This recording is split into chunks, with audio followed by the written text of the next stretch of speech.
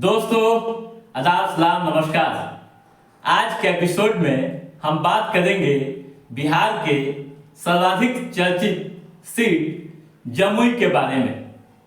Jamui Lok Sabha seat क्यों hot बना हुआ है और इसके राजनीतिक समीकरण क्या है, हम तमाम बिंदुओं पर विस्तार से चर्चा करेंगे। लेकिन इससे पहले जमुई के ऐतिहासिक तथ्यों को भी जानना जरूरी है। दोस्तों, माना जाता है कि जैन धर्म के 24वें तीर्थंकर भगवान महावीर को यहाँ से दिव्य ज्ञान की प्राप्ति हुई थी। दोस्तों, जैन समुदाय का यहाँ धार्मिक स्थल भी है। माना जाता है कि यहाँ दूर दराज से जैन धर्म के लोग समय समय पर आते रहते हैं। पटना से करीब 166 किलोमीटर की दूरी पर यह लोकसभा सीट है।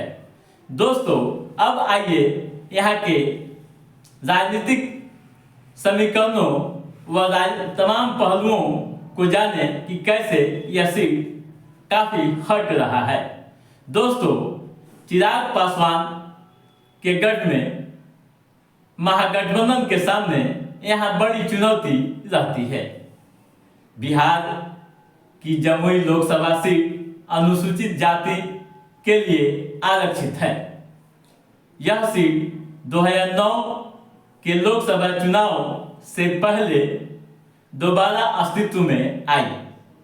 1973 के परिसीमन में इसका अस्तित्व समाप्त हो गया था। 2009 में इस सीट पर दोबारा चुनाव हुए तो एनडीए को कब्जा हो गया, यानी एनडीए ने इस सीट पर अपना कब्जा जमा लिया। कैसे, आइए ये देखते हैं। दोस्तों, 2009 से लेकर अब तक यहाँ एनडीए का ही कब्जा है। एनडीए उम्मीदवारों की जीत हुई है। जमुई लोकसभा सीट लोजपा रामविलास के मुखिया चिराग पासवान का यह गढ़ माना जाता है। वे यहाँ से लगातार दूसरी बार सांसद हैं। जातिगत समीकरणों की बात करें तो इस सीट पर दलित व महादलित के अलावा यादव व मुस्लिम वोटरों की संख्या काफी है और निर्णायक मोड़ में रहती है। हालांकि SC/ST सीट होने के कारण यहाँ से दलित व महादलित समाज के उम्मीदवार ही मैदान में उतरे हैं। दोस्तों, परिसीमन आयोग की नई सिफारिशें लागू होने के बाद पहली बार वर्ष 2009 के चुनाव में यह सीट जेडीयू के टिकट से भूदेव चौधरी ने जीत दर्ज की थी। यहाँ से भूदेव चौधरी ने जीत दर्ज की थी। उस वक्त वे एनडीए में थे। वर्ष 2014 के चुनाव में जेडीयू बीजेपी से अलग हो गई थी। एनडीए की ओर से लोजपा की टिकट पर चिराग पासवान लड़े और जीते। 2019 के चुनाव में भूदेव चौधरी लालोसपा की टिकट पर मैदान में उतरे थे, मगर उन्हें लगातार दूसरी बार चिराग पासवान ने हरा दिया।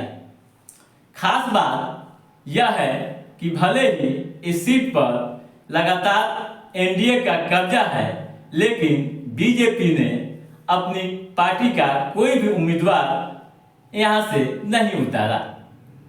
बीजेपी ने वर्ष 2009 में जेडीयू को तो वर्ष 2014 व 19 में लोजपा को यह सीट दे दी।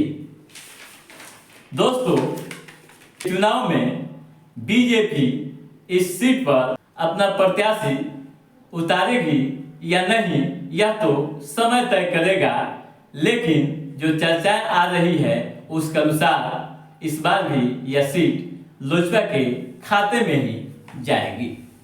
दोस्तों, कुछ और बातें मैं आपको बता दूं 2014 में चिराग पासवान पहली बार यहाँ सांसद बने थे। 2014 में जेडीयू एनडीए से नाता तोड़कर स्वतंत्र चुनाव लड़ा था।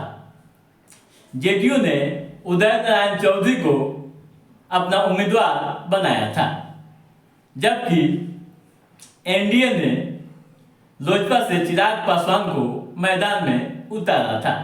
वहीं आरजेडी की बात करें तो सुधांशु कुमार भास्कर मैदान में थे। दोनों उम्मीदवारों को मात देते हुए चिराग पासवान ने 80,000 से अधिक वोटों से जीत हासिल की थी।